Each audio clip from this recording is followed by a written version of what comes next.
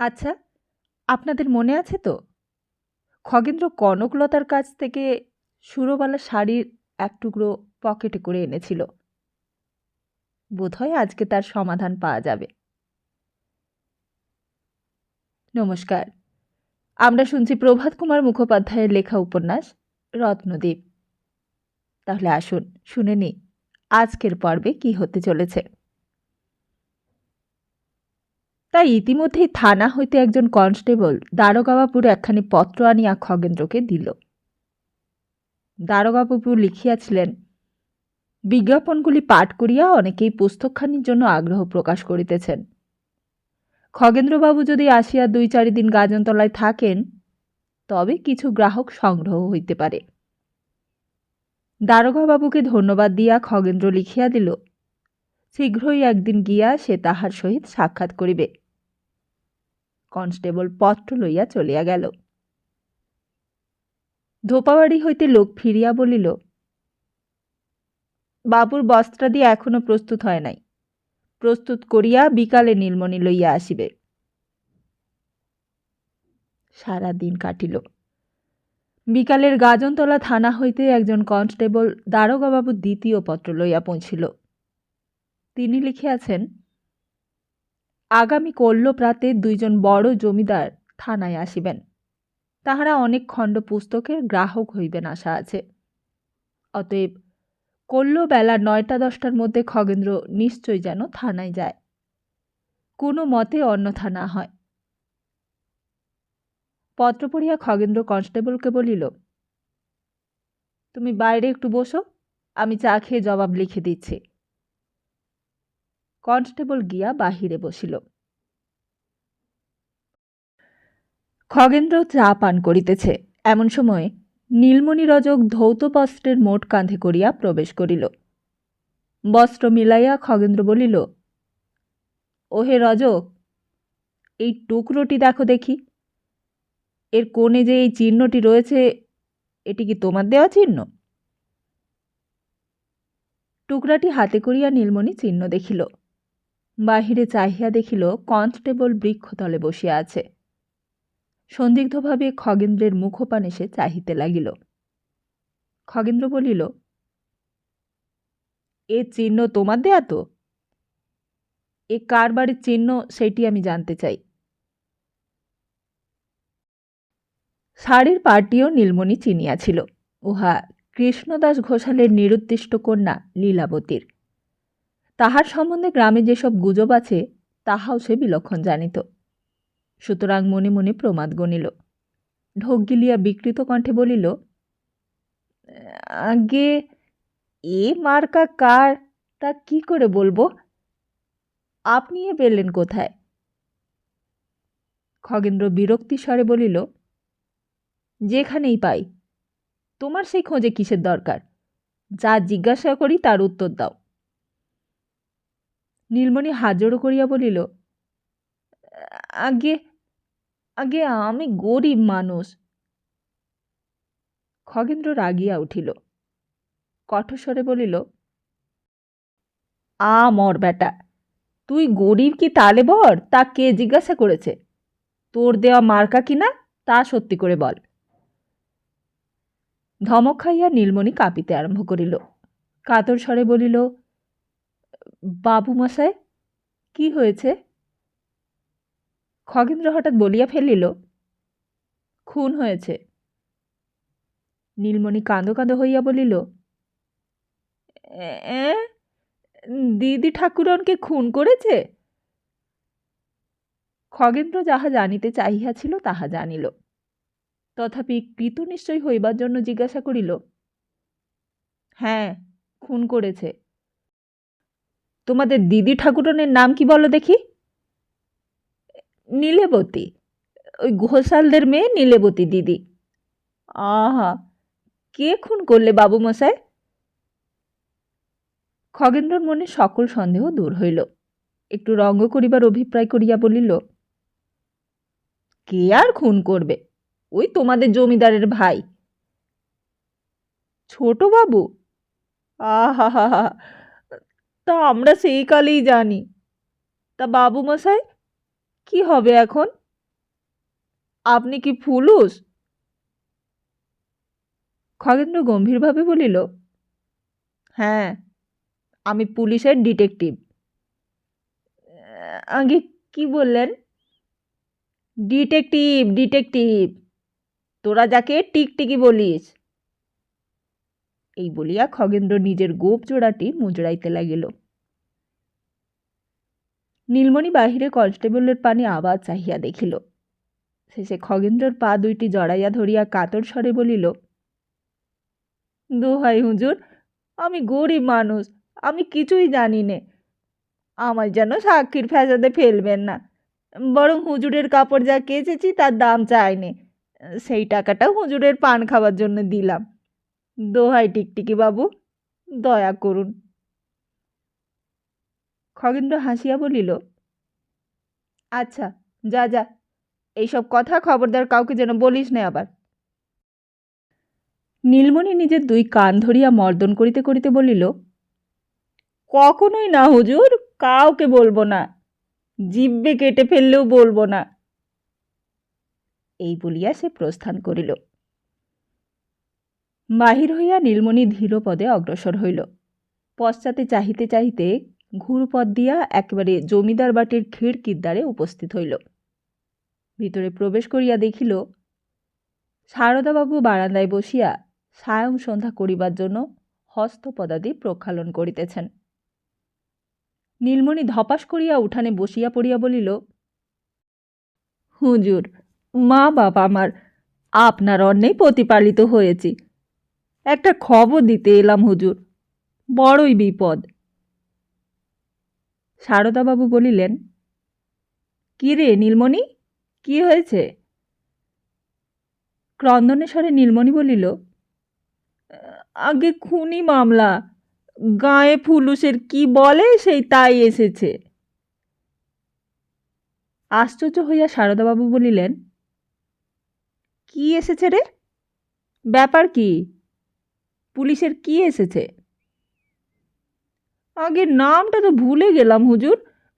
ওই সেই যে দেওয়ালে পাঁচিলে বেড়ায়, মাথা নাড়ে, ন্যাজ নাড়ে।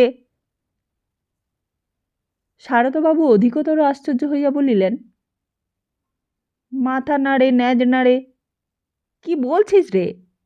খেপে গেলি নাকি? দীর্ঘশ্বাস ফেলিয়া নীলমণি বলিল, আগে খেপে যাওয়ারই দাখিল। হ্যাঁ হ্যাঁ, মনে পড়েছে, টিকটিকি, ওই ফুলুসের টিকটিকি গায়ে এসেছে। বলিয়া স্কুল ঘরে যাহা কিছু ঘটিয়াছিল সমস্তই নীলমণি বর্ণনা করিল। শেষে করজোড়ে বলিল, এই খবরটি যে আমি দিলাম সেটা যেন প্রকাশ না হয় হুজুর, তাহলে গরিব মারা যাবে। চিরকাল নুন খেয়েছি, সেটা ভুলতে না পেরেই খবরটা দিয়ে গেলাম। ছোট দাদা, ঠাকুরের প্রাণ বাঁচবার জন্য যা করতে হয় তা করুন, এখন প্রণাম হই। নীলমণি চলিয়া গেলে সারদাবাবুর সায়ং সন্ধ্যা করা ঘুচিয়া গেল। পোস্ট অফিসে দারোগার সহিত খগেন্দ্রের সাক্ষাৎ হওয়া, অদ্য প্রাতে থানা হইতে তাহার নিকট কনস্টেবল আসা সারদাবাবুও শুনিয়াছিলেন। নবীনের কলিকাতার ঠিকানা জানিবার জন্য খগেন্দ্র যে ব্যগ্রতা প্রকাশ করিয়াছিল তাহাও মনে পড়িল। সুতরাং নীলমণি দেয়া সংবাদ অবিশ্বাস করার কোনো কারণই পাইলেন না। দ্বিতলের ওপরে উঠিয়া জননী, ভগিনী প্রভৃতির সহিত কিয়ৎক্ষণ গোপন পরামর্শ করিলেন। অবশেষে বৈঠকখানায় আসিয়া একজন বিশ্বস্ত কর্মচারীকে ডাকিয়া পাঠাইলেন। অল্পক্ষণ পরামর্শের পর রাত্রি ৯টার সময় কর্মচারী বাহির হইয়া গেল। অর্ধ ঘণ্টা পরে ফিরিয়া আসিয়া বলিল, সে তো ৫,০০০-এর কম কিছুতেই রাজি হচ্ছে না। বলেছে খুনের বিশিষ্ট প্রমাণ তার হাতে আছে, কেবল স্ত্রীলোকটি কে সেইটুকুই জানতে বাকি ছিল, তাও এইখানে এসে সে জেনেছে। বললে এখন অর্ধেক টাকা ২,৫০০ দাখিল করতে হবে। প্রমাণ অভাবের খতেমা রিপোর্ট দিয়া বাকি ২,৫০০ নেবে। সারদাবাবু অন্তঃপুরে গিয়া আবার পরামর্শ করিলেন। একটা পুঁটলিতে ১০ টাকার নোটে গিনিতে ২,৫০০ টাকা বাঁধিয়া আনিয়া কর্মচারীর হস্তে দিলেন। গভীর রাত্রে খগেন্দ্র টাকাগুলি গুনিয়া লইল, কর্মচারীকে অভয় দিয়া বিদায় করিল।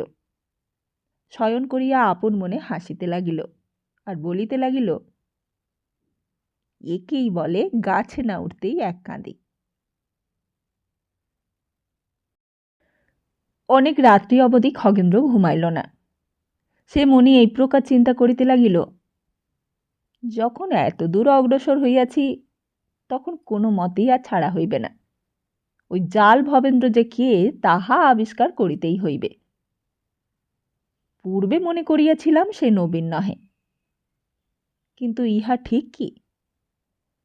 কলিকাতা হইতে একখানি চিঠি আসিয়াছে, তাহাতে ঠিকানাটা দেওয়া আছে। কেবলমাত্র এইটুকু হইতে কেন সিদ্ধান্ত করিব যে নবীন বাসুলিপাড়ায় গিয়া ভবেন্দ্র সাজে নাই? আমি তো এই বসন্তপুরেই রহিয়াছি। কলিকাতার ঠিকানা দিয়া কাহাকেও একখানা চিঠি যদি লিখি, অপর খামের মধ্যে তাহা ভরিয়া যদি কলিকাতার কোনো বন্ধুর নিকট পাঠাইয়া দিই এবং তাহাকে ওইখানি ডাকবাক্সে ফেলিয়া দিতে বলি, তাহা হইলে কি প্রমাণ হয়? কিছুই না। সুতরাং এইবার কলিকাতায় গিয়াই অনুসন্ধান করিতে হইবে, ওই ঠিকানায় নবীন যথার্থ বাস করে কিনা। আচ্ছা, যদি গিয়া দেখি নবীন সেখানে সশরীরে বর্তমান আছে, তাহা হইলে কি করিব? এই লীলাবতী এইখান হইতে কোথা দিয়া কোথায় গেল, কি করিল, সে সমস্ত অনুসন্ধান করিলেই তো জাল ভবেন্দ্রর আসল পরিচয় পাওয়া যাইবে, আর সেইটাই এখান হইতেই ছাড়িয়া যাওয়া কর্তব্য। সৌরভীর মাকে জিজ্ঞাসাবাদ করিতে হইবে, কিন্তু সে কি প্রকৃত কথা বলিবে?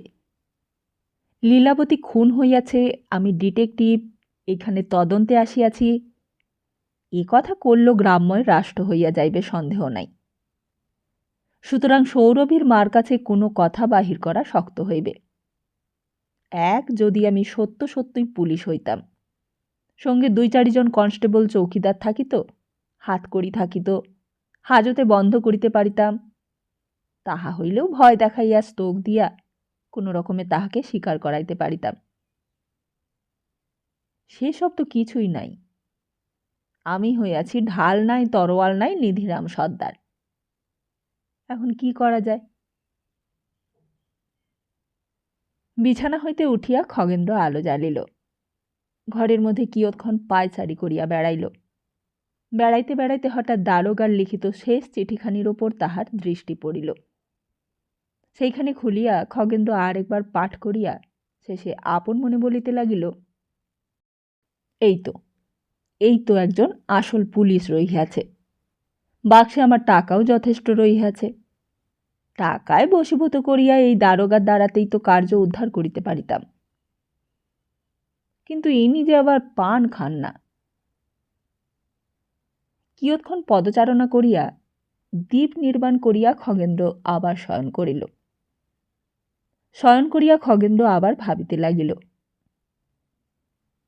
পান খান না, আবার কবিতা পড়েন।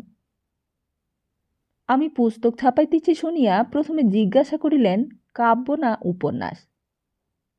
আচ্ছা, এক কাজ করিলে হয় না? লোকটা তো নব্যতন্ত্রের কলেজ পড়ুয়া শুনিলাম।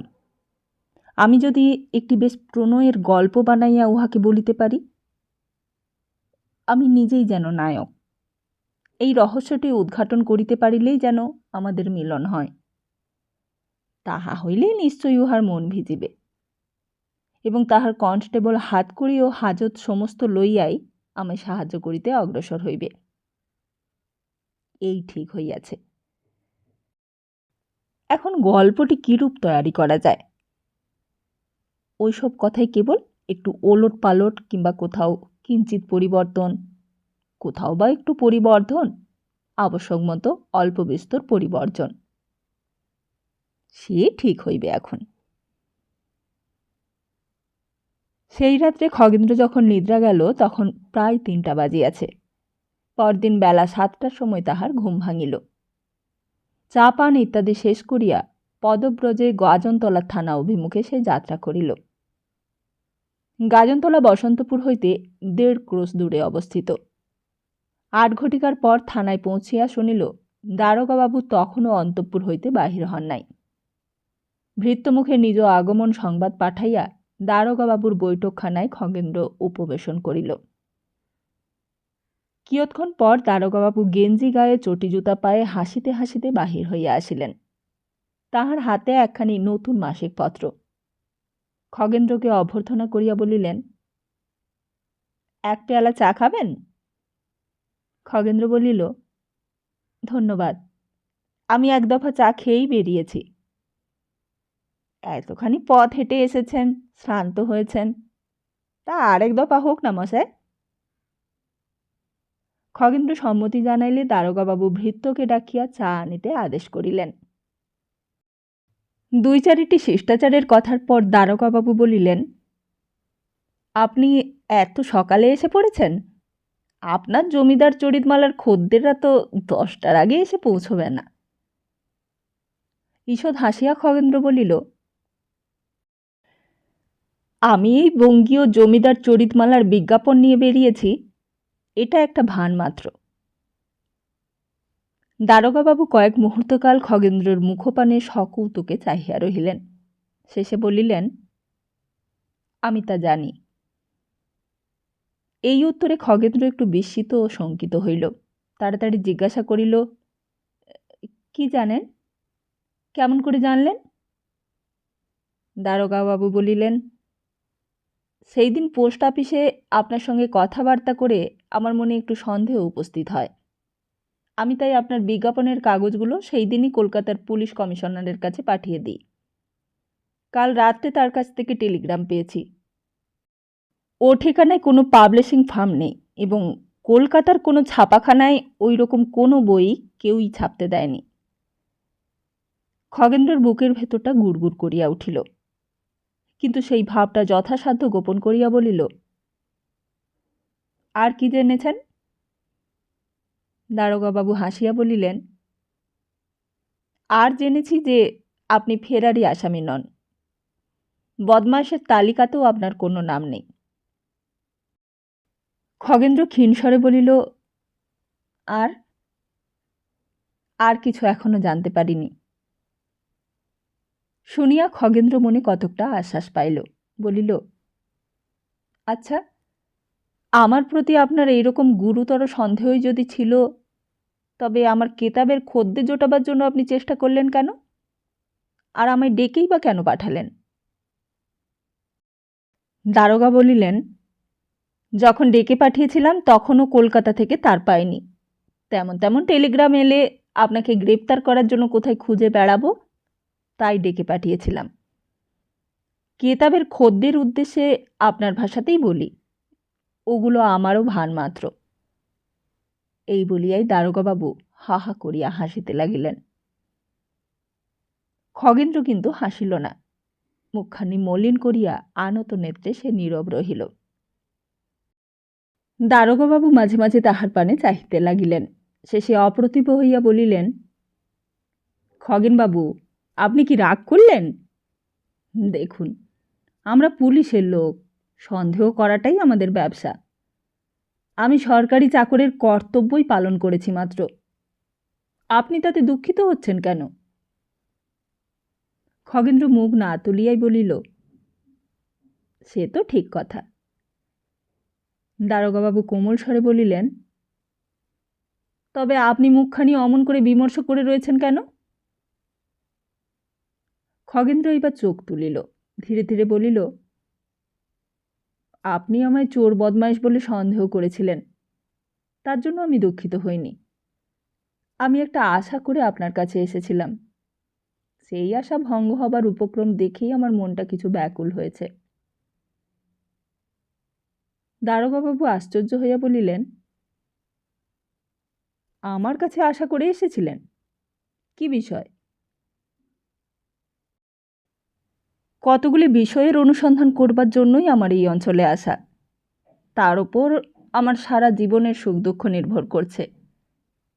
আপনি পুলিশের কর্মচারী, আপনি মনে করলেই তদন্ত করে খবরগুলি আমায় দিতে পারতেন। দারোগাবাবু বলিলেন, আমি তদন্ত করে আপনাকে খবর দিতে পারতাম। ব্যাপার কি? কিছুই তো বুঝতে পারছি নে।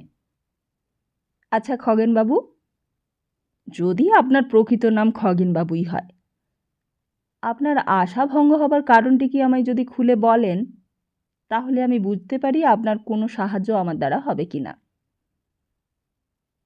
খগেন্দ্র বলিল,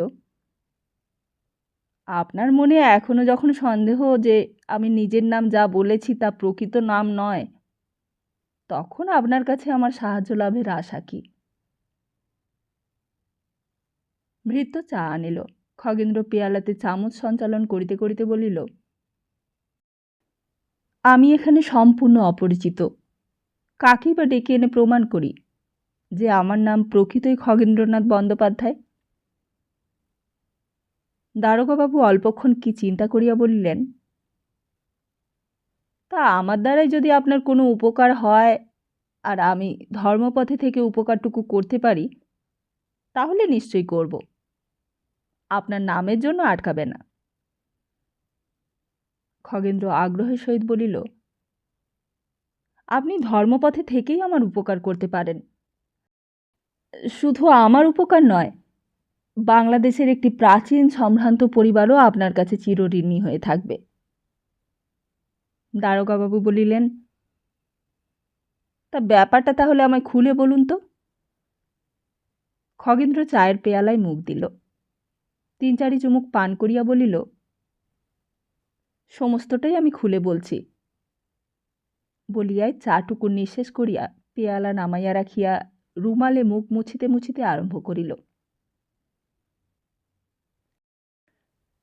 একজন পুরুষ আর একজন স্ত্রীলোক কোনো স্থানে গিয়ে একটা বিষম জুয়াচুরি করবার ফন্দিতে আছে।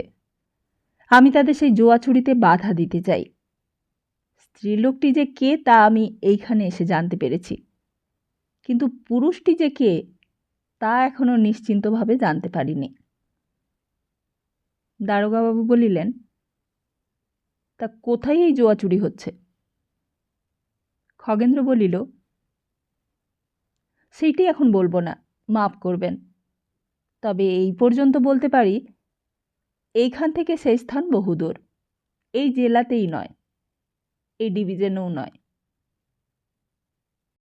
স্ত্রীলোকটিকে বসন্তপুরের কৃষ্ণদাস ঘোষালের মেয়ে লীলাবতী। কি করে জানতে পারলাম তাও বলি।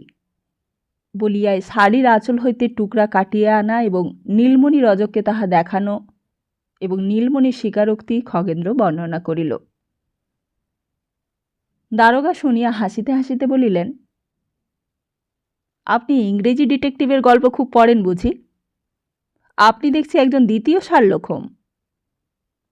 খগেন্দ্র বলিল, শার্লক হোমের প্রতিভা আমাতে থাকলে কি আর ভাবনা ছিল?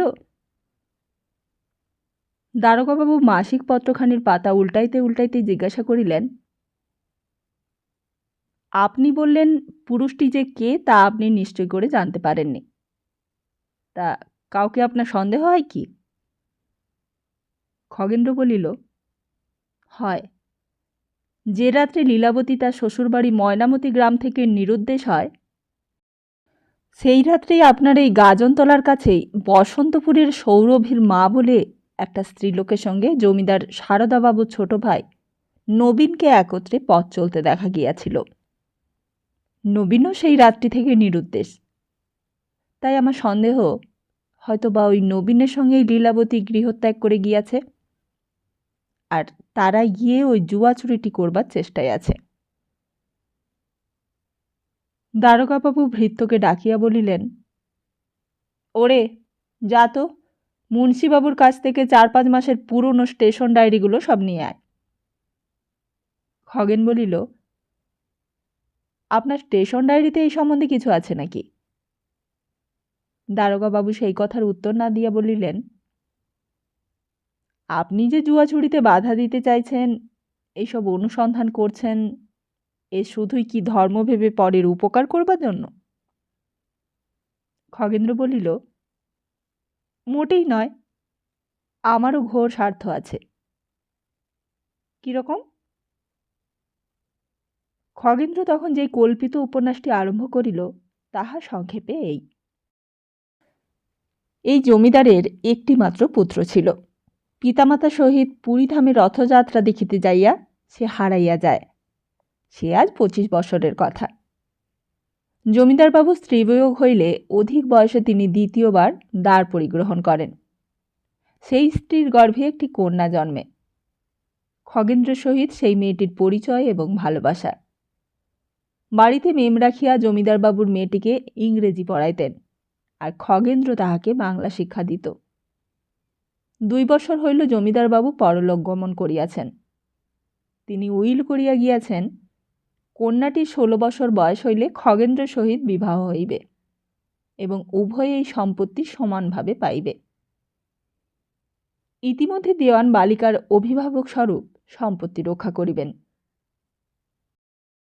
মেয়েটির বয়স এখন 15 বছর, আর 1 বছর পরেই তাহাদের দুইজনের বহুদিন পোষিত মিলনাশা ফল হইত। কিন্তু 2 মাস হইল এক ব্যক্তি আসিয়া বলিতেছে, আমি সেই পুরীতে হারাইয়া যাওয়া বংশধর। গ্রামের 2-4 জন প্রধান লোক ও কয়েকজন অসন্তুষ্ট আমলাকে বশ করিয়া বিষয় সম্পত্তি দখলের জন্য সে মোকদ্দমা করিবার আয়োজন করিতেছে। সে আসিবার কিছু পূর্বে অন্তঃপুরে এক অপরিচিত স্ত্রীলোক নিজেকে অনাথা বলিয়া পরিচয় দিয়া প্রবেশ করিয়াছিল এবং আশ্রয়ও পাইয়াছিল। সম্প্রতি ধরা পড়িয়াছে যে ওই স্ত্রীলোকটা সেই পুরুষকে গোপনে গোপনে নানা সংবাদ দিয়া পত্র লেখে। স্ত্রীলোকটা যে লীলাবতী, ইহা নীলমণি রজকের দ্বারাই প্রমাণ হইতেছে। কিন্তু পুরুষটা যে কে, সেইটি জানিতে পারিলেই কার্যসিদ্ধ হয়। নব্য দারোগাবাবু এই কাহিনী বিস্ময় বিস্ফারিত নেত্রে শুনিয়া যাইতেছিলেন। শেষ হইলে বলিলেন, এ যে মশাই রীতিমতো একখানি উপন্যাস। আশ্চর্য কাণ্ড তো। খগেন্দ্র দেখিল ঔষধটি বেশ কাজ করিয়াছে। একজন কনস্টেবল এই সময় খান কয়েক স্টেশন ডায়েরি বহি আনিয়া দারোগাবাবুর সম্মুখে রাখিল। তিনি কিছুক্ষণ সেইগুলার পাতা উল্টাইয়া এক স্থানে অভিনিবেশ সহকারে পড়িতে লাগিলেন। বহি হইতে চক্ষু না তুলিয়াই জিজ্ঞাসা করিলেন, সেই স্ত্রীলোকটার কি নাম বললেন? কার মা? খগেন্দ্র বলিল, সৌরভীর মা। দারোগাবাবু মৃদু হাস্য করিয়া বলিলেন, এই দেখুন। খগেন্দ্র দেখিল ময়নামতি গ্রামের চৌকিদার বছিরদ্দি শেখ লিখাইয়াছে, গত রাত্রে রোদ দিতে বাহির হইয়া ময়নামতি ও গাজনতলায় সরহদের নিকট 2 জন স্ত্রীলোককে সন্দেহজনক অবস্থায় যাইতে দেখে এবং চৌকিদারের জিজ্ঞাসায় তাহারা যাহা যাহা বলিয়াছিল তাহাও ডায়েরিভুক্ত করা হইয়াছে। খগেন্দ্র পরিশেষে বলিল, তবে তো দেখছি ঠিকই সন্দেহ করেছিলাম, নবীনের সঙ্গেই লীলাবতী পালিয়েছে। দারোগা বলিলেন, আমারও তাই বিশ্বাস। অনেকক্ষণ ধরিয়া এই প্রসঙ্গ চলিল। যদি মাপ করেন তো জিজ্ঞাসা করি। ইত্যকার সসংকোচ ভূমিকা করিয়া মাঝে মাঝে দারোগাবাবু সেই কাল্পনিক মেয়েটির কথাও খগেন্দ্রকে জিজ্ঞাসা করিতে লাগিলেন। লজ্জায় রাঙা হইয়া কণ্ঠের স্বর সাধ্যমতো কম্পিত করিয়া খগেন্দ্র যেই সকল উত্তর দিতে লাগিল, তাহা হইতে দারোগাবাবুর স্পষ্টই ধারণা জন্মিল, মেয়েটি রূপে লক্ষ্মী গুণে সরস্বতী এবং এই দুজনের প্রেমটি স্বর্গেরই জিনিস, মর্তে তাহার তুলনা নাই। ফলে দারোগাবাবু প্রতিশ্রুত হইলেন। বেআইনি না করিয়া নিজ এলাকা মধ্যে খগেন্দ্রকে যতদূর সাহায্য তিনি করিতে পারেন তাহা করিবেন। কয়েকখানি পত্র। বসন্তপুর, 25শে জ্যৈষ্ঠ। প্রিয় ভগ্নী কনকলতা, তোমার শেষ পত্র লিখিবার পর অনেকগুলো নতুন কথা জানিতে পারিয়াছি। এখানকার দারোগাবাবু আমার একজন পরম বন্ধু। তাহার সাহায্যে সৌরভীর মাকে রীতিমতো জেরা করিয়া অনেক কথাই বাহির করা গিয়াছে। মাগি কি সহজে বলে? যখন কনস্টেবল তাহাকে হাতকড়ি পরাইতে উদ্যত হইল, তখন সকল কথা সে প্রকাশ করিল। নবীনচন্দ্র তাহাকে টাকা খাওয়াইয়া ময়নামতি পাঠাইয়া দিয়াছিল। সেইখানে সন্ধ্যার পর পৌঁছিয়া নির্জন পুকুর ঘাটে লীলাবতীকে পাইয়া সে বলে, তোমার মা অত্যন্ত পীড়িতা। ইহারা পাঠাইবেন না জানিয়াও গোপনে তিনি পালকি পাঠাইয়া দিয়াছেন। 16 জন বেহারা ও পালকি গ্রামের বাহিরে অপেক্ষা করিতেছে। রাত্রি 10টার সময় আমি খিড়কির দরজার নিকট দাঁড়াইয়া থাকিব। তুমি বাহির হইয়া আসিও, মার সঙ্গে দেখা করাইয়াই আবার তাড়াতাড়ি তোমায় ফিরাইয়া আনিব। বোকা মেয়ে সেই কথায় বিশ্বাস করিয়া সৌরভীর মায়ের সহিত বাহির হইয়া আসে। গ্রাম হইতে কিছু দূরে বটবৃক্ষের ছায়ায় গরুর গাড়ি লইয়া নবীন লুকাইয়াছিল। সে লীলাবতীকে ধরিয়া মুখে কাপড় গুজিয়া গরুর গাড়িতে তুলিয়া প্রস্থান করে। সৌরভীর মা বলিল, সেই গাড়োয়ানের নাম বলাই ঘোষ। দারোগাবাবু বলাই ঘোষকে আনাইয়াও জিজ্ঞাসাবাদ করিয়াছিলেন। সেও সৌরভীর মার উক্তি মুখে কাপড় গুজিয়া জোর করিয়া গাড়িতে উঠানো প্রভৃতি সমর্থন করে। তাহার নিকট হইতে আরও জানা গিয়াছে, নয়নপুরের নিকট একটি বাগান বাড়িতে ইহারা গিয়া উঠিয়াছিল। আগামী কল্য দারোগাবাবু সহ আমি নয়নপুর যাত্রা করিব। সেখানে যেরূপ শুনিতে পাই তাহা পরে জানাইব। তোমার স্নেহের খগেন দাদা। আরেকখানা চিঠি। বসন্তপুর, 27শে জ্যৈষ্ঠ। কল্যাণ বরাসু, গত পরশু দিবস তোমার একখানি পত্র লিখিয়াছি, পাইয়া থাকিবে। দারোগাবাবু আমায় সঙ্গে লইয়া যান নাই। তিনি একাই নয়নপুরের বাগান বাড়িতে অনুসন্ধান করিতে গিয়াছিলেন। তিনি ফিরিয়া অদ্য বলিলেন, লীলাবতী প্রায় মাস অবধিকাল ওই বাগান বাড়িতেই আবদ্ধ ছিল। নবীন মাঝে মাঝে আসিত এবং লীলাবতীকে অনেক অনুনয় বিনয় করিত। লীলা কিন্তু সর্বদাই কাঁদাকাটা করিত এবং নবীনকে দেখিলেই বলিত, যদি আমার কাছে আসিবি তো আমি ছাদ হইতে লাফাইয়া পড়িব। মাসখানেক পর এইখান হইতে নবীন লীলাবতীকে রাত্রিকালে কালনায় লইয়া যায় এবং নৌকাযোগে সেইখান হইতে কোথায় যাত্রা করে, তাহা এখনও প্রকাশ হয় নাই। দারোগাবাবু সাহায্য না পাইলে আমি এই সকল কিছুই জানিতে পারিতাম না। সৌভাগ্যক্রমে কালনা থানার ইন্সপেক্টর বাবু আমাদের এই দারোগাবাবুর বন্ধু। তিনি আমায় চিঠি দিয়া সেইখানে পাঠাইতেছেন। কালনায় গিয়া তাহার সাহায্যে আমি যদি সেই সকল মাঝি মল্লাকে বাহির করিতে পারি, তবে সেইখান হইতে তাহারা কোথায় গেল কি করিল সবই জানা যাইবে। এখন যদ্দূর দেখিতেছি, সম্ভবত সুরবালা ওরফে লীলাবতী ক্রমেই নবীনের কবল হইতে পলাইয়া গিয়াছিল এবং পরে ওই জাল ভবেন্দ্র সহিত কোথাও একত্র হইয়া ষড়যন্ত্র করিয়া তোমাদের ওখানে পৌঁছিয়াছে। তুমি যদি ইতিমধ্যে কোনো সংবাদ পাইয়া থাকো, তবে তুমি আমায় কালনার ঠিকানায় পুলিশের ইন্সপেক্টর বাবুর কেয়ারে পত্র লিখিবে। তোমার স্নেহের খগেন দাদা। পত্র নম্বর 3, বাসুলিপাড়া, 31শে জ্যৈষ্ঠ। প্রণামপূর্বক নিবেদন মিদং। পরম পূজনীয় দাদা মহাশয়, পত্র দ্বারা আমার বহু বহু প্রণাম জানিবেন। পরে আপনার শ্রীচরণ আশীর্বাদে এই জনার প্রাণগতিক মঙ্গল হয় বিশেষ। দেখুন, ঠিক হলো তো? এইবার আর বলিতে পারিবেন না যে আপনাকে জ্যেষ্ঠোচিত ভক্তি শ্রদ্ধা প্রদর্শনে আমি ত্রুটি করিতেছি। আপনার পত্র 2খানি পাইয়াছি। একটি সংবাদ আমি জানিতে পারিয়াছি, যিনি ভবেন্দ্র সাজিয়াছেন তিনি পূর্বে নাকি 3 তারিয়া মাঠের মহান্ত ছিলেন। বাবু একদিন দেওয়ানজির সহিত কথোপকথন করিতেছিলেন, আমি আড়ালে থাকিয়া শুনিয়াছিলাম। কিন্তু এই 3 তারিয়া কোথায় তাহা কিছুই প্রকাশ করেন নাই। এবারটি সমস্তই মঙ্গল। ভবেন্দ্রবাবু যিনিই হন, সত্যই হন আর জালই হন, তিনি বৌরানীর সহিত সত্যকার প্রেমে পড়িয়া গিয়াছেন। মাঝে বৌরানীর জ্বর হইয়াছিল। একদিন অবস্থা একটু শঙ্কাজনকও হইয়া ওঠে। সেই দিন বৌরানীর বিছানার নিকট চেয়ার পাতিয়া তিনি বসিয়াছিলেন। আমি হঠাৎ ঢুকিয়া দেখি তাহার চোখ দিয়া টপ টপ করিয়া জল পড়িতেছে। কেহ যদি কাহাকেও সত্য সত্য ভালোবাসে, দেখিতে আমার বড় ভালো লাগে। আপনার কুশল সংবাদ লিখিবেন। ইতি আপনার স্নেহের ভগ্নী কনকলতা।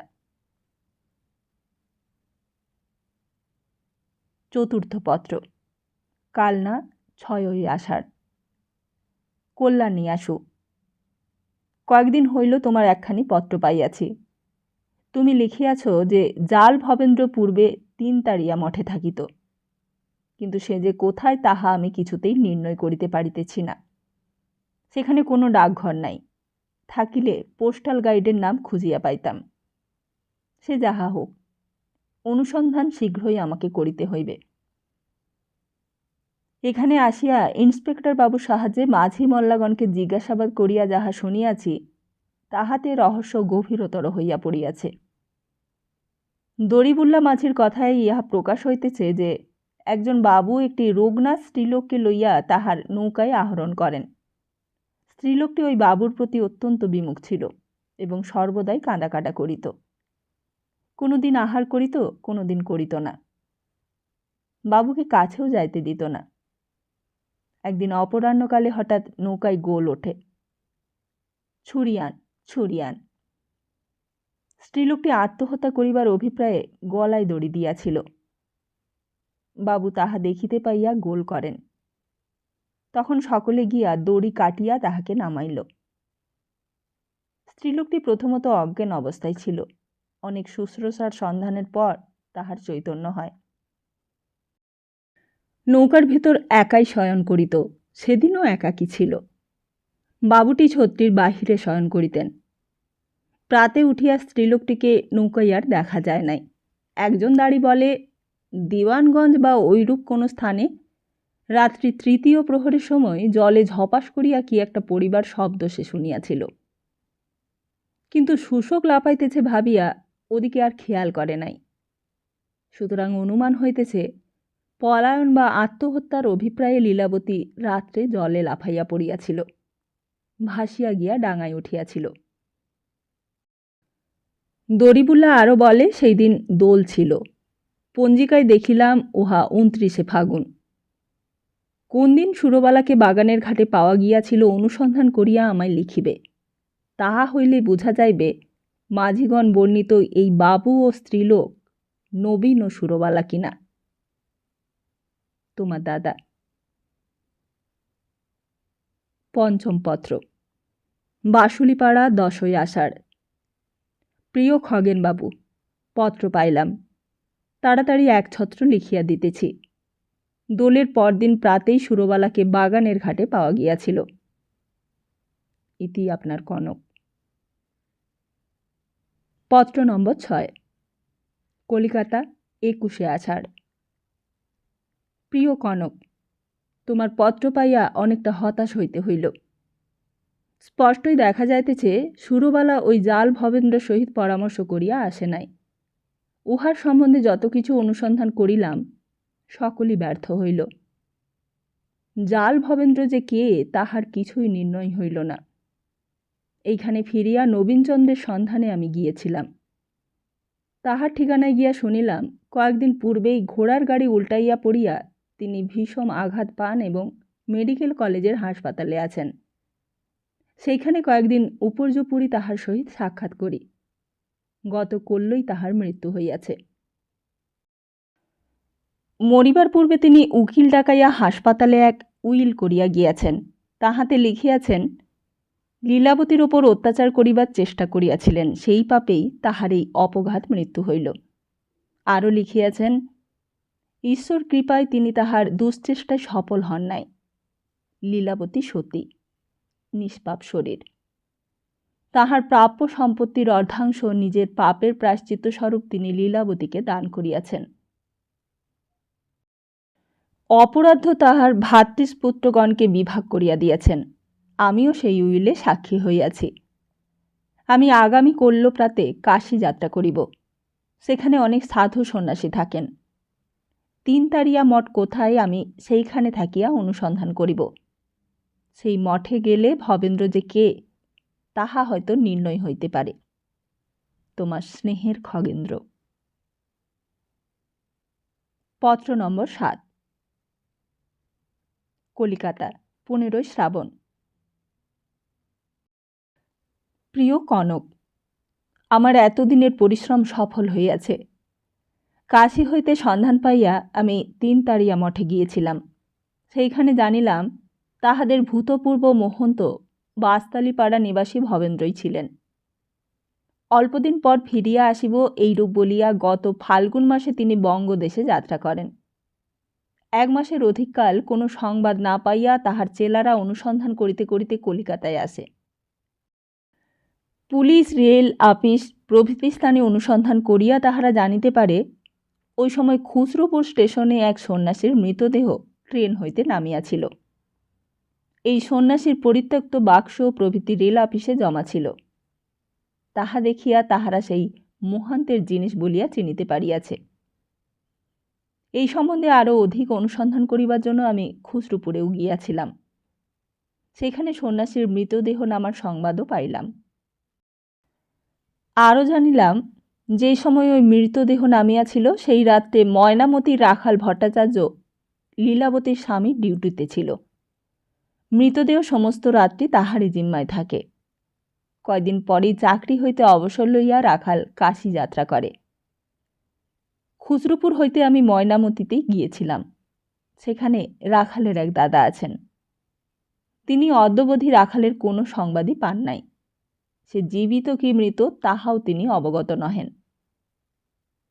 সুতরাং এখন দিনের আলোর মতো স্পষ্টই বুঝিতে পারিতেছি ওই রাখালি মৃত সন্ন্যাসীর কাগজপত্র হইতে তাহার নাম ধাম এবং অন্যান্য কথা অবগত হইয়া ভবেন্দ্র সাজিয়া বাসুলিপাড়ায় গিয়াছে।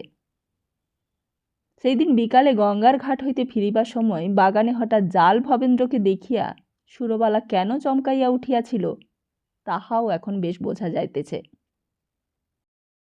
আরও কিছু কিছু সংবাদ সংগ্রহ করিতে এখনো বাকি আছে। তাহা শেষ করিয়াই আমি বাসুলিপাড়ায় গিয়া কার্যক্ষেত্রে অবতীর্ণ হইব। ইতি তোমার স্নেহের খগেন্দ্র। শ্রাবণের অপরাহ্ন।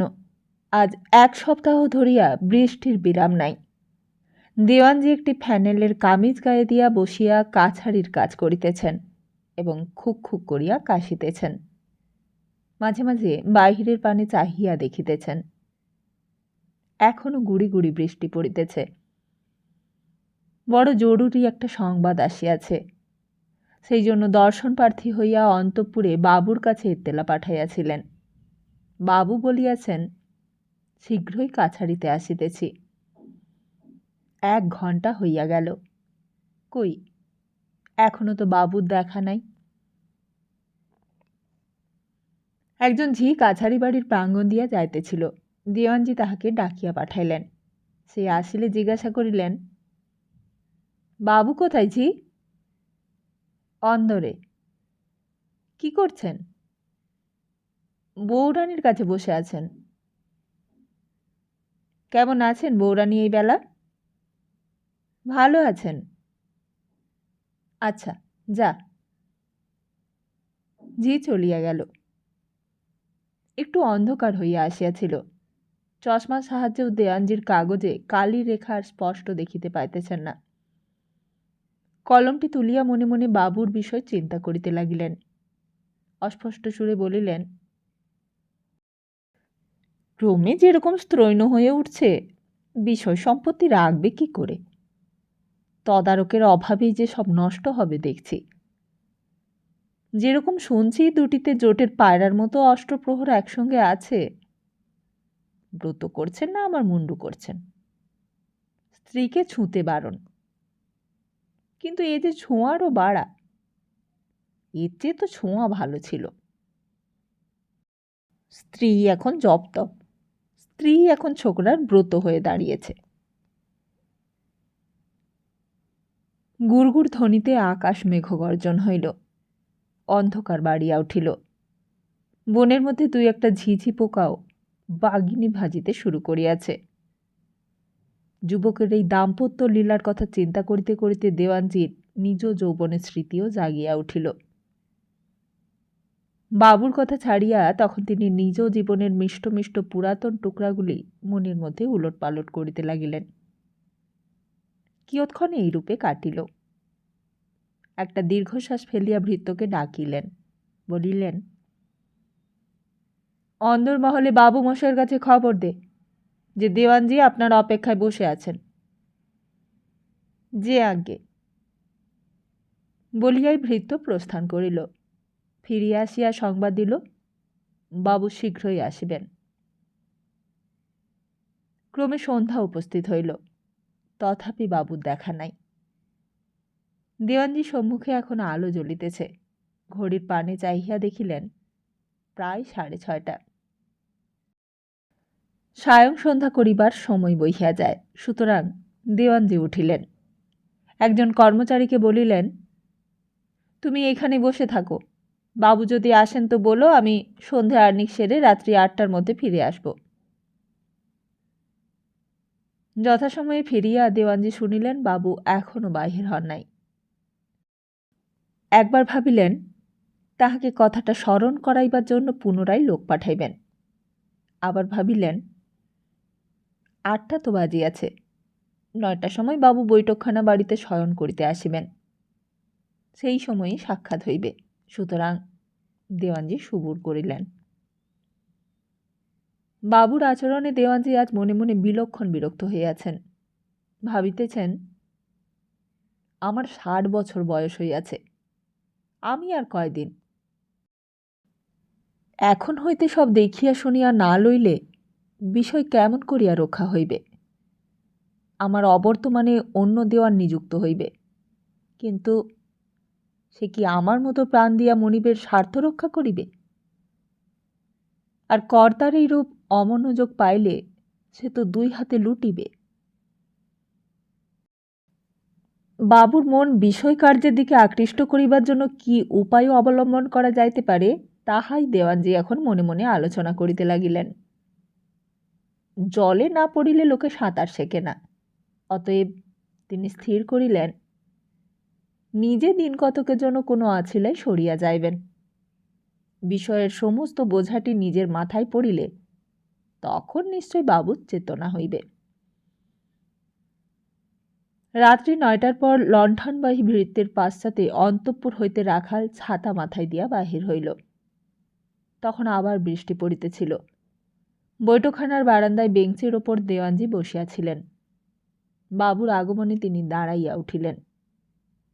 রাখাল বলিল, কাকা এখনো বাড়ি যাননি?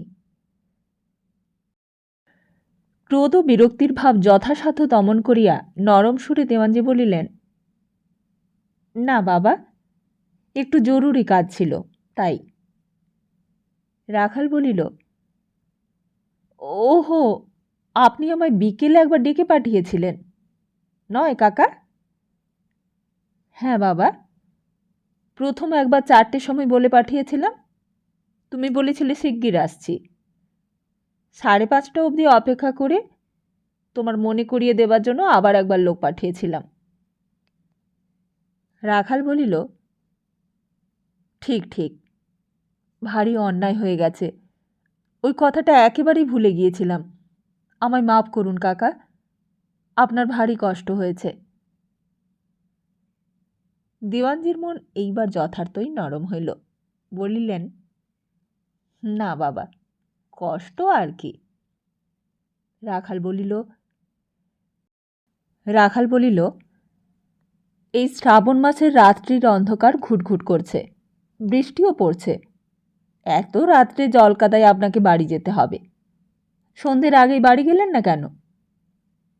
বড় কি জরুরি কাজ ছিল? হ্যাঁ বাবা, বিশেষ জরুরি কাজ।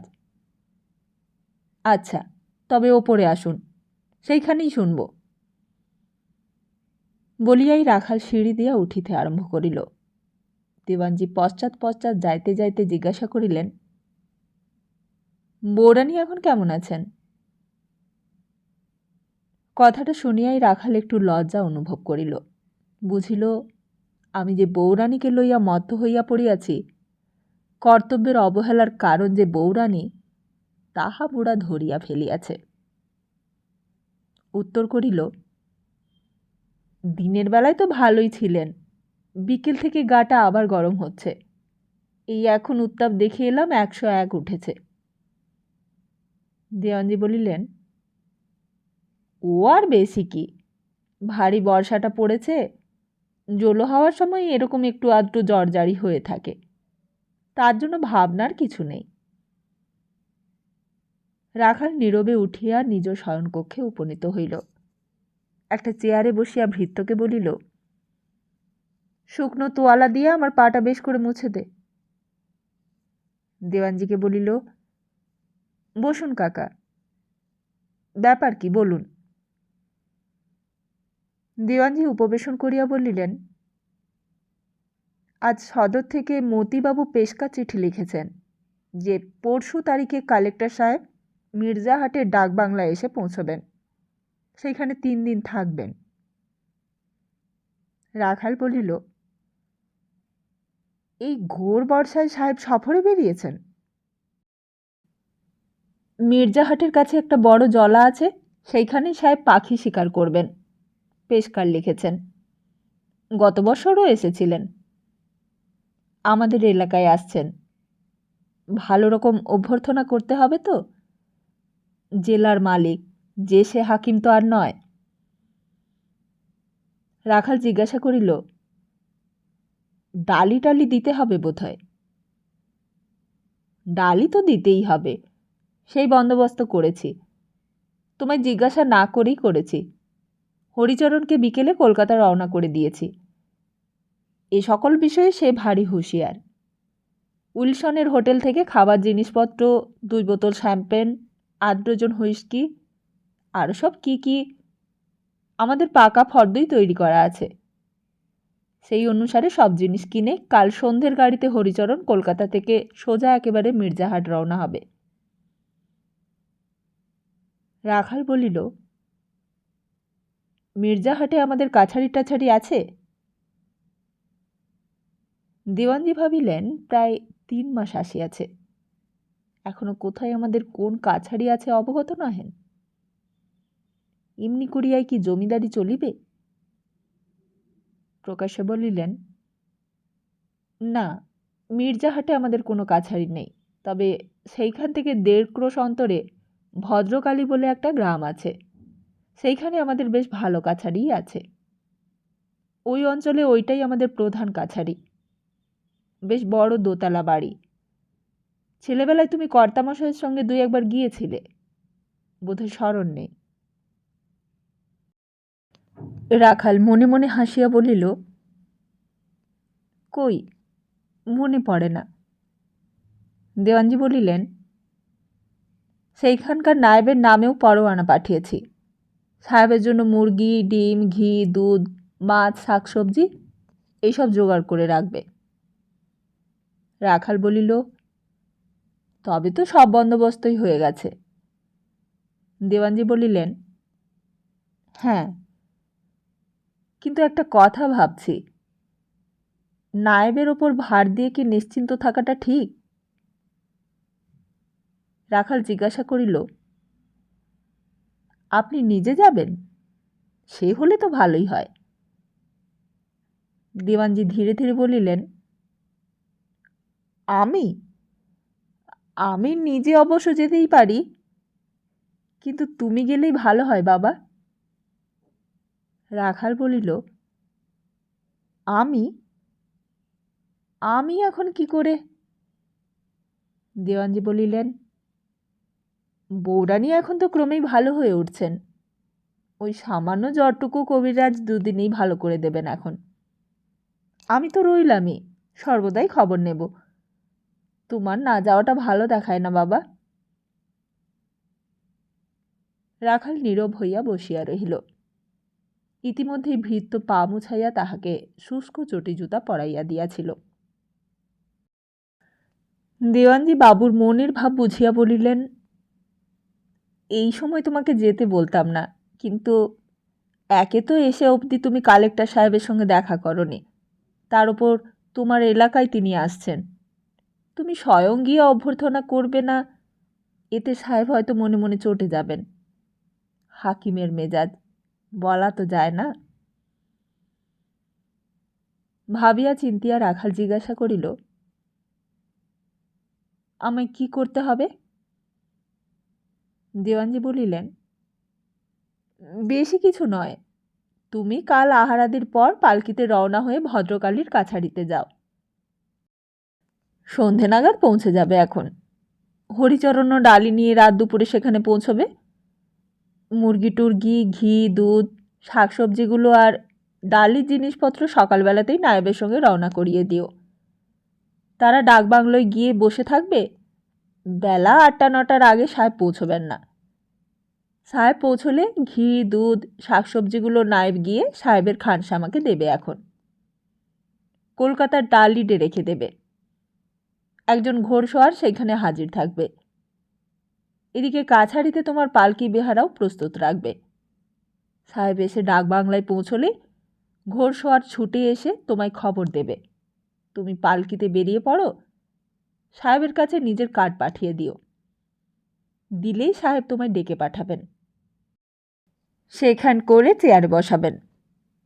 হুজুর কেমন আছেন? মেম সাহেব কেমন আছেন? তিনি এলেন না কেন? পথে হুজুরের কোনো কষ্ট হয়নি তো? এইসব তাকে জিজ্ঞাসা করবে। রাখাল বলিল, বাংলায়? দেওয়ানজি বলিলেন, না না, ইংরেজিতেই বলবে। ওটা ভুলে যাচ্ছিলাম। কর্তামশাই বাংলাতে ওই রকম করে বলতেন কি না, তাই আমার মাথায় ঘুরছিল। তবে তুমি তো ইংরেজিতেই বলবে। ইংরেজিতে আর হুজুর বলতে হবে না। 2-4 বার বা ইওর অনার বলবে। 2-1 বার স্যার বললেও হবে। ইওর অনারটাই বেশি। আর এইসব হয়ে গেলে তখন বলবে, হুজুরের সেবার জন্য কিঞ্চিত মুরগি, ডিম, শাকসবজি পূর্বেই পাঠিয়েছিলাম।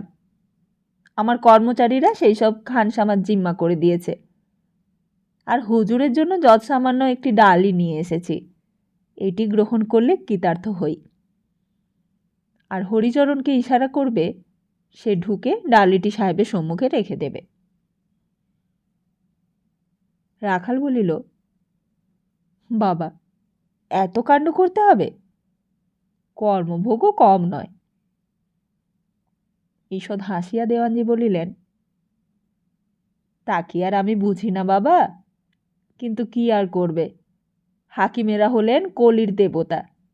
তাদের পূজাস্তর না করলে কি আর রক্ষে আছে?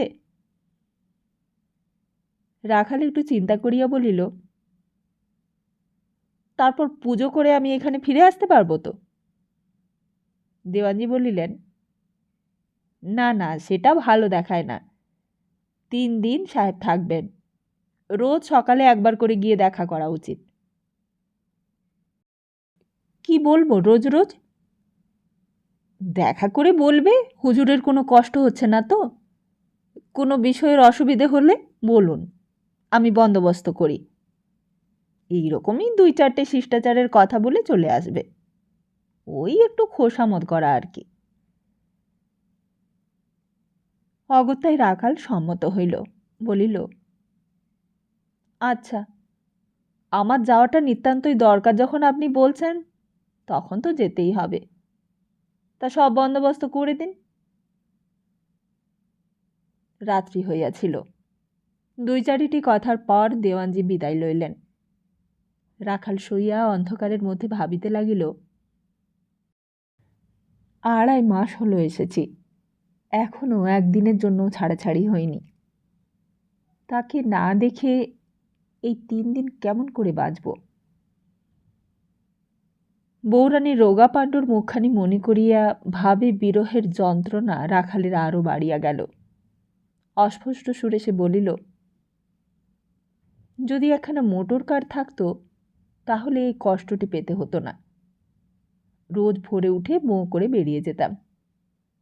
খোসামত, বরামত, উচ্চবৃত্তি যা করবার করে বেলা দুপুর নাগাদ আবার বাড়ি ফিরে আসতাম। এখন এই 3 দিন সে ভালো থাকলেই বাঁচি। পরদিন প্রাতে উঠিয়া অন্তঃপুর হইতে সংবাদ আনাইয়া রাখাল জানিল বউরানী একটু ভালো আছেন। স্নানাদি সমাপন করিয়া বেলা 8টার সময় রাখাল অন্তঃপুরে প্রবেশ করিল। বউরানীর কক্ষের দ্বারের নিকট গিয়া দেখিল 2টি স্ত্রীলোক তাহার শয্যা পার্শ্বে বসিয়া আছে। রাখালকে দেখিয়া তাহারা সরিয়া গেল। প্রবেশ করিয়া রাখাল দেখিল 3টি বালিশ উপর্যুপুরি রাখা, তাহাতে হেলান দিয়া বউরানী বসিয়া আছে। রাখালকে দেখিয়া তিনি মাথার কাপড় টানিয়া দিলেন। শয্যার নিকট চেয়ারে বসিয়া রাখাল জিজ্ঞাসা করিল, এখন কেমন আছো ইন্দু? ক্ষীণ স্বরে বউরানী বলিলেন, ভালো আছি। গা এখন গরম নেই তো? পাণ্ডবর্ণ অষ্টযুগল ঈষৎ কুঞ্চিত করিয়া বউরানী উত্তর করিলেন, আমি কি জানি, গা জানে। রাখাল তাহার মনোভাব বুঝিল। বউরানীকে সে স্পর্শ করিল না। তাহার ললাটে অথবা হস্তে হস্ত রাখিয়া উত্তাপ পরীক্ষা না করিয়া মৌখিক প্রশ্ন করিল। তাই তাহার অভিমান। বিষাদপূর্ণ নেত্রে একবার বউরানীর পানে চাহিয়া পরক্ষণে দৃষ্টি আনত করিয়া ক্ষুদ্র নিঃশ্বাস ফেলিয়া রাখাল কহিল, তুমি তো জানো ইন্দু। আমি কি জানি? জানো তো আমার দুর্ভাগ্য কি? রাখালের কণ্ঠস্বর অশ্রু বাষ্পে আপ্রায়। বউরানীও একটি দীর্ঘ নিঃশ্বাস পরিত্যাগ করিলেন। তাহার পর চেষ্টাকৃত হাসি সহিত বলিলেন, না না, তুমি রাগ করো না, আমি তামাশা করে বলছি বই তো নয়। দুর্ভাগ্য কেন? যে ব্রত ধারণ করেছ সেই ব্রত পালন করার মতো শক্তি সংযম তোমার আছে, সে কি দুর্ভাগ্য? আমার গা এখন বেশ আছে, গরম নেই। ঔষধ পথ্যাদির কথা, কবিরাজের কথা প্রভৃতির পর বউরানী বলিলেন, তুমি এখনো মুখখানি অমন বিষণ্ণ করে রয়েছ কেন? আমি ওই কথা বলেছি বলে? রাখাল বলিল, না। তবে তুমি কি ভাবছ? রাখাল বলিল, দেখো ইন্দু, তুমি আজ ওই কথা বলেছ বলেই যে আমার মন বিষণ্ণ হয়েছে তা নয়। আমার ভারী অসহ্য হয়ে পড়েছে। এই ব্রতের ফেরে পড়ে আমার প্রাণ ওষ্ঠাগত হয়ে উঠেছে। যতদিন তুমি সুস্থ ছিলে ততদিন তোমায় ছুঁতে না পাবার জন্য আমার কষ্ট হয়েছে বটে, কিন্তু সেই কষ্ট আমি সইতে পেরেছিলাম। কিন্তু যতদিন থেকে তুমি অসুখে পড়তে আরম্ভ করেছ, এইবার নিয়ে তোমায় 3বার অসুখ হলো, ততদিন থেকে আমার সহ্য করবার ক্ষমতাও কমে যাচ্ছে। জ্বরের সময় তুমি মাথার বেদনায় ছটফট করো, তখন তোমার মাথাটিতে আমি হাত বুলিয়ে দিতে পাইনি। তোমার হাতটি ধরে আমি ওঠাতেও অক্ষম। তোমার যখন শীত করে, তোমার গায়ে কাপড়খানা টেনে দেবারও অধিকার নেই আমার। আমার মনের মধ্যে যে কি হয় তোমায় কি করে জানাবো ইন্দু? ভাবছি ব্রত ট্রত ঢের হয়েছে, আর কাজ নেই, এইখানেই একে সাঙ্গ করে দিই। বউরানী অন্যদিকে চাহিয়া কয়েক মুহূর্ত নীরবে বসিয়া রহিলেন। তাহার যেন কান্না পাইতেছে, কিন্তু মনের সেই ভাব তিনি প্রাণপণে দমন করিতে লাগিলেন। কৃতকার্য হইয়া বলিলেন, তা কি হতে পারে? আমি কি তা হতে দিতে পারি? কখনোই নয়। আমি তোমার ধর্মের সহায় না হয়ে কি অধর্মের কারণ হব? রাখাল কিছুই বলিল না। তাহার হৃদয়ের বউরানীর প্রতি একটা অবিমিশ্র শ্রদ্ধার ভাব উদিত হইল। কয়েক মুহূর্ত পর বউরানী স্মিত মুখে বলিলেন, কেবল একটি ঘটনা হলে আমি বোধহয় খুব স্বার্থপরের মতোই কাজ করব, তোমার ব্রত ভেঙে দেব। রাখাল বিস্মিত হইয়া বউরানীর মুখের প্রতি চাহিল। রুদ্ধ কৌতূহলে জিজ্ঞাসা করিল, কি সেই ঘটনা ইন্দু? বউরানী ধীরে ধীরে বলিতে লাগিলেন, তোমার ব্রত উদযাপন হবার আগে এই 3.5 মাসের ভেতর যদি আমার অন্তিমকাল উপস্থিত হয়, তাহলে তাহলে রাখাল ভৎসনা স্বরে বলিল, ছি ইন্দু, অমন কথা কি বলতে আছে? অমন অমঙ্গলের কথা মুখেও এনো না। বউরানী বলিলেন, অমঙ্গল? স্ত্রীলোকের পক্ষে এর চেয়ে আর কি মঙ্গল, কি সৌভাগ্য হতে পারে? সেদিন কিন্তু আমি আর শুনব না। মরবার সময় তোমার কোলে মাথা রেখে আমি মরব। তোমার ব্রত আমি মানব না। কথা শেষ হইবার সঙ্গে সঙ্গেই বৌরানীর নেত্রযুগল অপূর্ণ হইয়া আসিল। মুখে হাসি, চোখে জল। সেই স্বর্গীয় দৃশ্য দেখিয়া রাখাল মন্ত্রমুগ্ধ হইয়া রহিল, কিন্তু তাহা অল্পক্ষণের জন্য মাত্র। ধীরে ধীরে তাহার হৃদয়ে একটা বেদনা সঞ্চার হইল। সেই বেদনা আত্মগ্লানিতে প্রসূত, নিজের প্রতি ধিক্কারজনিত। বৌরানী মনে করিলেন তাহার মরিবার কথাতেই রাখাল বুঝি ব্যথা পাইয়াছে। মন ফিরাইবার জন্য অন্য প্রসঙ্গ উত্থাপন করিলেন। চক্ষু মুছিয়া বলিলেন, তা হ্যাঁ গা, শুনলাম নাকি কালেক্টর সাহেব আমাদের কোনো গ্রামে আসছেন? রাখাল বলিল, হ্যাঁ, মির্জাহাটে আসছেন। সে কত দূর? ভদ্রকালীর কাছে। তবে তো অনেক দূর। বন্দোবস্ত টস্ত হয়েছে? হয়েছে। কলকাতায় লোক গেছে ডালি কিনে আনতে। অন্য জিনিসপত্র সরবরাহ করবার জন্য ভদ্রকালী নায়েবের কাছে হুকুমনামা পাঠানো হয়েছে। সেসব তো হয়েইছে, কিন্তু আমি বড় মুশকিলে পড়ে গেছি। কেন, কি হয়েছে? দেওয়ানজির সঙ্গে রাখালের গত রাত্রে যে সমস্ত কথাবার্তা হইয়াছিল তাহা বৌরানীকে শোনাইল। তারপর বলিল, তোমার শরীরের এই অবস্থা, এখন ততদিন তোমায় ছেড়ে আমি কি করে যাই? বৌরানী একটু ভাবিলেন। তাহার মুখে অভিমানের ছায়া আসিয়া জমা হইতে লাগিল। হঠাৎ বলিলেন, 3 দিন ছেড়ে থাকতে কাতর হচ্ছ। 16 বছর আমায় ছেড়েছিলে কি করে? তাহার অষ্টযুগল আজ অল্প স্ফীত হইয়া উঠিল। রাখাল মনে করিল বলি, তখন যে তোমায় চিনিনি, বুঝিনি। বেশ উত্তর হইত, ভালোবাসাও প্রকাশ পাইত, কিন্তু এই মিথ্যা কৈফিয়ত তার কণ্ঠমূলে আসিয়া বাঁধিয়া গেল। সে ভাবিল, ছি ছি, আমার প্রতি এত বিশ্বাস, এত ভালোবাসা যার, তাহাকে মিথ্যা কথা বলিয়া আমি প্রবঞ্চনা করিব? আমায় ধিক। সেই ক্ষোভ, সেই আত্মগ্লানি আবার তাহার বুকে তরঙ্গ তুলিল। রাখাল নীরব হইয়া রহিল।